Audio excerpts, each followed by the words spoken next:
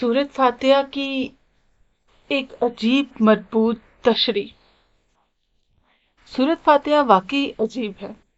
یہ سورت انسان کو مٹی سے اٹھا کر عرش کے نیچے لا کھڑا کرتی ہے، ہمیں عدم سے وجود میں لانے والا، پیدا کرنے والا کون؟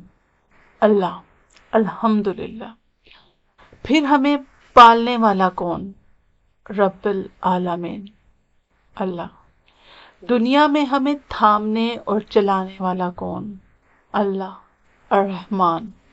آخرت میں ہم کس کے سہارے ہوں گے؟ الرحیم۔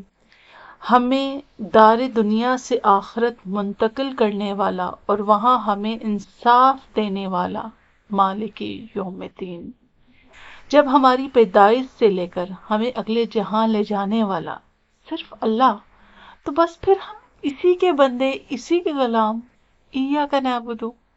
جب غلامی سے اس کی اختیار کی تو اب مدد کے لیے بھی صرف اسی کے سامنے جھکیں گے۔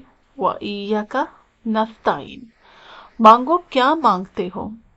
یا اللہ، آپ سے آپ ہی کو مانگتے ہیں، وہ راستہ جو سیدھا آپ تک پہنچا دے۔ اهدنا الصراط المستقیم۔ اور ہمیں انعام یافتہ افراد میں شامل کرا دے۔ صراط الذین انعمت علیہم۔ اور ہمیں گمراہی اور آپ کے غضب سے بچا دے۔ غیر المغضوب علیہم ولا الضالین۔ آمین یا رب العالمین۔